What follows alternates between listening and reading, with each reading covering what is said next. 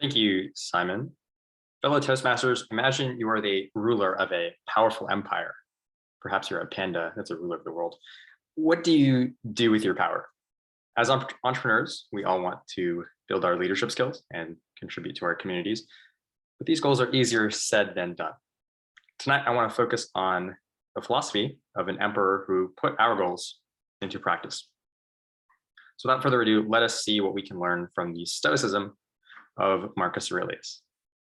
Marcus Aurelius was the last of the 5 good emperors of Rome, and he wrote a book called Meditations in his 40s and 50s while on military campaign.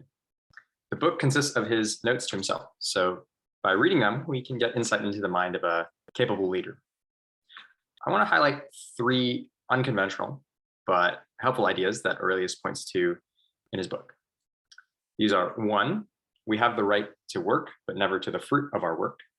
2, the counterintuitive concept of amor fati, which is a Latin phrase which means the love of one's fate.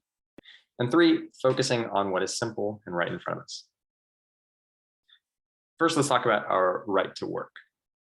Although it's often useful to set objectives and key results in our projects, we have to keep in mind that we usually do not control the results. When we're doing a science experiment, we focus on what? Creating the right setup, making the measurements, and analyzing the results. We don't get to choose the conclusion of the experiment. In other words, we don't get to demand a reward for doing the right thing. When I get nervous before a test, I tell myself that I have prepared however I can. And since I don't get to pick the questions or grade the test, all I can do now is make sure that I'm calm and ready to tackle each question. Or if I'm sending an important email, I review the email, and then I force myself to send it, knowing that I don't choose what the recipient will do with it. I just need to send it out. Since our primary focus should always be on what we can do to make the situation better, if other people are being obstacles, assume they're doing what they think is best and work around it. Marcus Aurelius says, so what if other people hurt me? That's their problem. Even when we intellectually recognize what's in our control and what's not, it can be hard to align ourselves emotionally with that belief. When you fail at an exam or miss a deadline, it just straight up feels awful. No fear, we have a solution for this as well. The first step is to recognize that we didn't choose the failure, and we didn't choose our initial response to the failure, but we do get to choose what we do next. And that puts us squarely back into the realm of things we can control.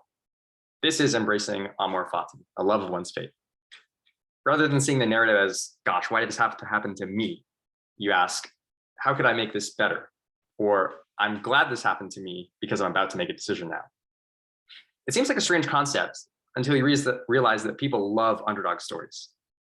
Amor fati is nothing but realizing that most of the narrative has already been written, but we do get a say in how the next paragraph goes.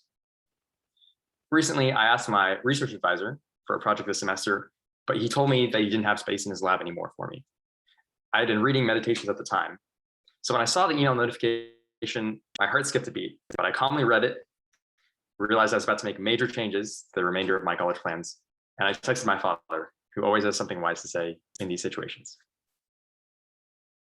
Finally, Stoicism reminds us to see things with clarity and simplicity. For example, recognizing that we will all someday die, so pursuing legacy or glory for its own sake is pointless. Or if you want tranquility, do less. Focus on what is essential. Or that well-being generates its own luck. I think modern life constantly pushes us to seek more, gaining more information, taking more action in problems that individuals can't feasibly tackle, acquiring more wealth. The Stoics always come back to working on the virtues that we already know are valuable in the situations that we have control over. Aurelius says, waste no more time arguing what a good man should be one. Toastmasters, I've started keeping my copy of Meditations in my backpack everywhere I go. When I'm confused or hazy or unclear, I open it up. It doesn't matter what page I open up to, because Aurelius's notes always come back to the same topics, the same questions people have been asking for millennia. When the chips are down, I hope you too will remember to focus on what's in your control, embrace this part of your fate, and make decisions with clarity and precision.